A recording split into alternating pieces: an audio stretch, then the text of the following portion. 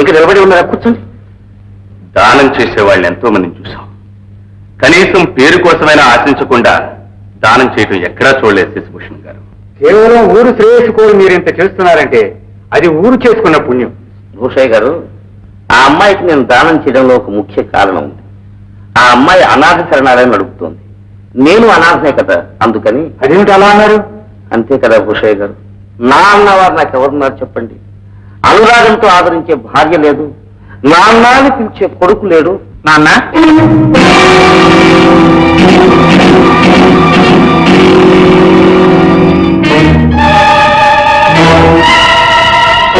ఎవరు?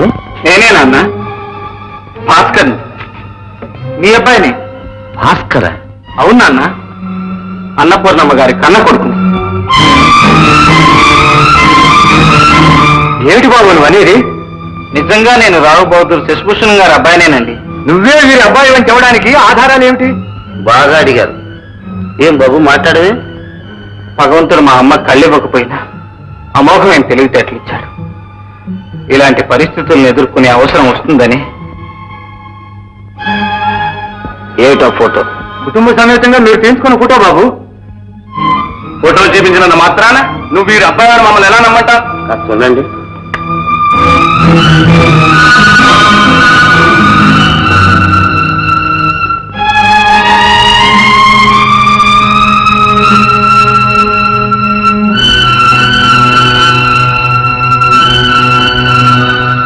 వీడిక్కడికి రావడానికి ఏదో కారణం ఉంటుంది. వీడిని కొడుగ్గా ఒప్పుకుంటే తప్ప రహస్యం తెలుసుకోలేం.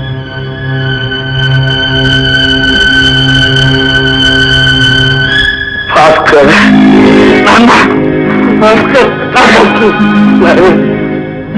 నా కొడుకు, నా కొడుకు. మీరు చేసిన దాన ధర్మాలు వృధా కాలేదండి.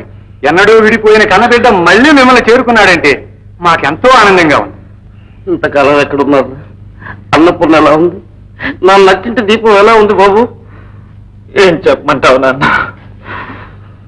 జరిగిందంతా నాతో చెప్పి అమ్మా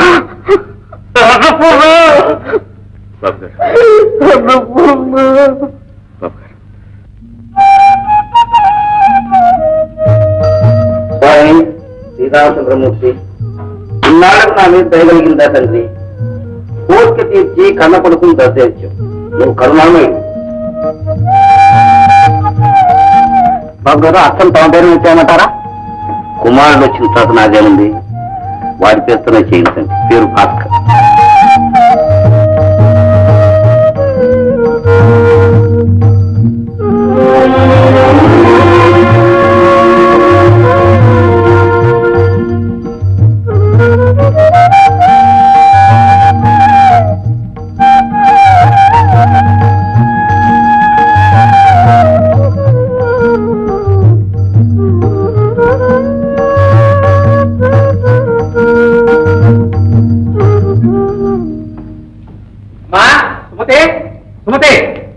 నువ్వు వేసిన మొదటి పార్టీకే బాగా పారిందమ్మా.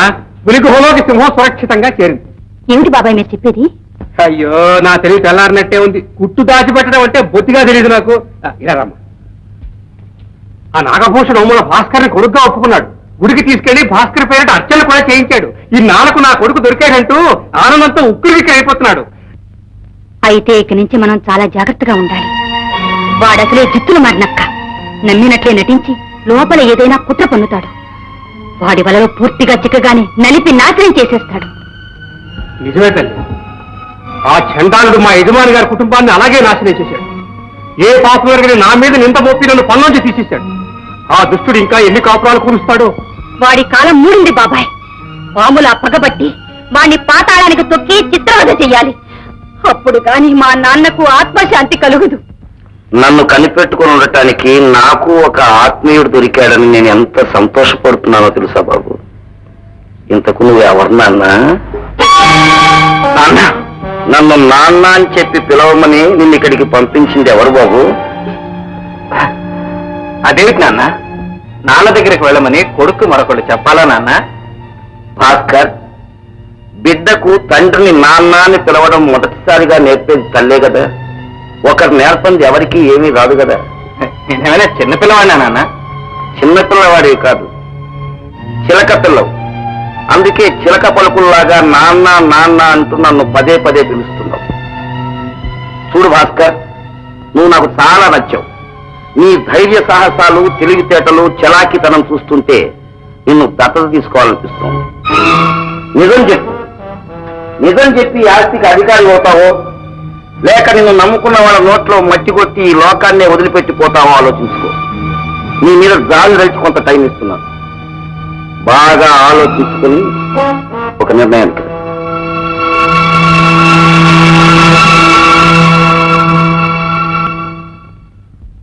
ఏం జరిగిందో చెప్పండి. మాట్లాడరే, చెప్పండి. ఏం చెప్పమంటావు సుమతి? నేను తన బిడ్డని కానని తెలిసి కూడా బాబు అంటూ ఆప్యాయంగా కౌగిలించుకున్న ఆయన ప్రేమను గురించి చెప్పేదా? ఊళ్ళో ఉన్న ఆలయాలన్నింటిలోనూ నా పేరన నా ఎదుట అభిషేకాలు చేయించిన ఆయన భక్తి గురించి చెప్పేదా? ఎవరు నువ్వు? నిన్ను ఇక్కడికి పంపించింది ఎవరు? నిజం చెప్తావా, లేకపోతే నీ నిండు ప్రాణాలు బలి తీసుకోమంటావా అని బెదిరించిన ఆయన గుండె ధైర్యం గురించి చెప్పేదా? అబ్బా, ఆయన నటనను మెచ్చుకోవటం నా తరం కాదు. మీరేనా ఇలా మాట్లాడుతున్నది? పగవాడైనా వారి తెలివితేటలను మెచ్చుకుని తీరాల్సింది. బాగుంది. మీరు మీ అమ్మగారికి ఇచ్చిన మాట మర్చిపోయి ఆ నాగభూషాన్ని పొగుడుతూ కూర్చోండి, అందరూ మెచ్చుకుంటారు. సుమతి, నేను వారి తంత్రాన్ని మెచ్చుకున్నానే తప్ప నా కర్తవ్యాన్ని మర్చిపోలేదు. ఇప్పుడే వెళ్ళి వారి తల నరికి తీసుకొచ్చి నీ చేతుల్లో పెట్టమంటావా? చెప్పు. వద్దు, వాడు సునాయాసంగా చావడం నాకు ఇష్టం లేదు. చేసిన పాపాలన్నీ తలుచుకుంటూ అనుగనునా వాడు కుళ్ళి చావాలి. సుమతి, నీ కోరిక నేను తప్పకుండా నెరవేరుస్తాను. మరి నా ఆకలి నువ్వు తీరుస్తావా? ఆకలా? అవును, సామాన్యమైన ఆకలి కాదు. క్షణంలో వంట చేస్తాను, ఉండండి.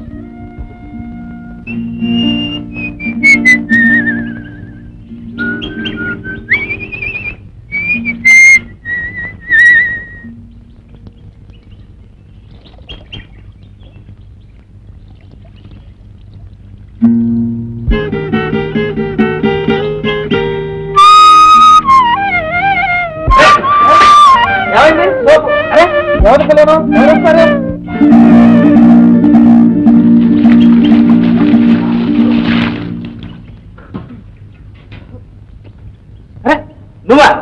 మగాళ్ళు స్నానం చేసే దగ్గరికి ఆడాలి రావచ్చా? తప్పు కదా? సరే, అనవసరంగా ఆవేశపడక కాస్త తాపిగా కూర్చుని ఏం జరిగిందో చెప్పండి. ఇంకా ఏం చెప్పమంటారండి? మేము ఎంత పేదవాళ్ళం అయితే మాత్రం తల్లిదండ్రి లేని నా మేనగోడల్ని రహస్యంగా తిరుపతికి తీసుకువెళ్ళి అక్కడ దొంగ పెళ్లి చేసుకుంటారా? అక్కడికి జరిగిందేదో జరిగిందని మేము నోరు మూసుకొని అల్లుడుగానే ఆదరించి ఇంట్లో పెట్టుకున్నాం. కాపురం చేస్తూ హఠాత్తుగా మాయమయ్యి మొన్న ఈ మధ్య నాకేమైనా ఉత్తరం రాశారో తెలుసా మీకు? ఇన్నాళ్ళకు మా నాన్నగారు ఉండే చోటు తెలిసింది. మా నాన్నగారిని చూసొస్తాను అని చెప్పి ఇంతవరకు ఉత్తరం ముక్కు కూడా రాయకపోతే మా పిల్లకి ఏం కావాలి? బాబు, ఈ విషయాలు ఎప్పుడు మా అబ్బాయి నాతో మాట్లాడలేదు. మీరు చెప్పేదాన్ని బట్టి చూస్తే పొరపాటున మీరు ఇక్కడికి వచ్చినట్టున్నారు. శశిభూషణం గారు మీరేనా? అవును, నేనే. అయితే మీ అబ్బాయి భాస్కర్ ఒకసారి పిలిపించండి, నిజాలు మీకే తెలుస్తాయి. భాస్కర్, భాస్కర్! ఏమిటి నాన్న? ఇలా నీకు తెలుసా? మాట్లాడేదా? ఏమయ్యా, నా మేనగోడల్ని కళ్ళలో పెట్టు కాపాడుతానని మాటిచ్చి ఇంత మోసం చేస్తావా? నీకెంత మంత్రం తిరిగితే మాత్రం మాలాంటి పేద బతుకులతో చెలగట్లాడటం నీకు న్యాయమేనా? ఎదురు చెప్పడం లేదు కదా అని నోటికొచ్చినట్టు మాట్లాడుతుంది. నాకేం నరమంత్రం తిరిగట్లేదు. నేను ఆగర్భ శ్రీమంతుణ్ణి. అందులోనూ ఆడి తప్పని రావుబోద్దు శశిభూషణం గారు అబ్బాయి. నేనెవరిని మోసం చేయలేను, చేయవలసిన అవసరం నాకు లేదు. వాళ్ళు చెప్పేదంతా నిజమేనా? మాట్లాడేవా? నిజమేనా? నన్ను క్షమించండి. ఇప్పుడేమంటారండి? ఇంతవరకు నా జీవితంలో నేను ఏ కళంకమో ఎరగను. కన్న తండ్రికి తెలియకుండా, వెనక ముందు ఆలోచించుకోకుండా రహస్యంగా పెళ్లి చేసుకునే సాహసం నీకు ఎక్కడి నుంచి వచ్చిందా?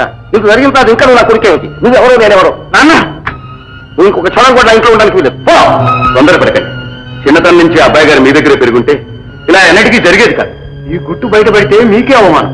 అందువల్ల వాళ్ళ అమ్మాయిని మీ కోడలుగా అంగీకరించడమే అన్ని విధాలా మంచిదని మా అభిప్రాయం. ఇదెక్కడ కూడా అయ్యా, మా అబ్బాయికి ఇంతవరకు పెళ్లి కాదని చెప్పి ఊరంతా అనుకుంటున్నారు. ఇప్పుడు ఎవరితో తీసుకొచ్చి నా కోడలు అంటే వాళ్ళందరికీ నేను సమాధానం చెప్పేది? నా పొలం ఏమైపోను. ఇందులో పడిపోయేది ఏముందండి? ఒక మంచి రోజు చూసి అమ్మాయిని ఇంటికి తీసుకొచ్చి నలుగురు పెద్దల ముందు ఈ అమ్మాయి నా కోడలు అంటే మీ మాట కాదనేది ఎవరు? సరే, అలాగే చేస్తాను. అయ్యా, ఇక నుంచి మీ అమ్మాయి మా కోడలు. మంచి రోజు చూసి మా అబ్బాయిని పంపిస్తాను, వెంట పంపించండి. చాలా సంతోషం. ఇక వెళ్ళిరండి. చెప్తాం చాలు నాయన.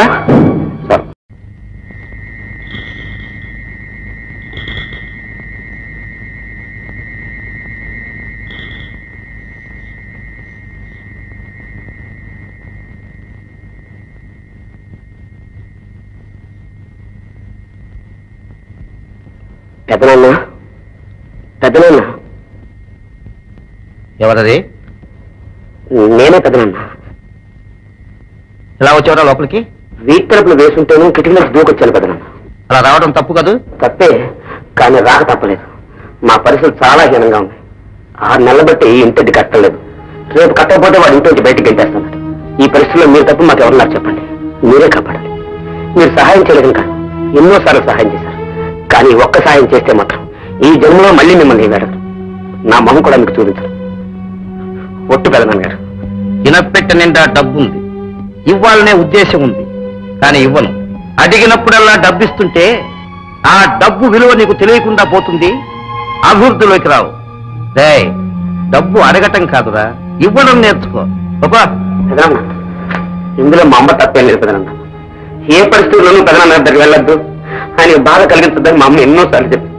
కానీ బాధలవి నేను భరించలేక నీ దగ్గరికి వచ్చాను. తప్పు నాదే పెదనాన్న. వస్తా పెదనాన్న. అడ్డదారి ఏం కర్మరా, హాయిగా గుమ్మంతో వెళ్ళు.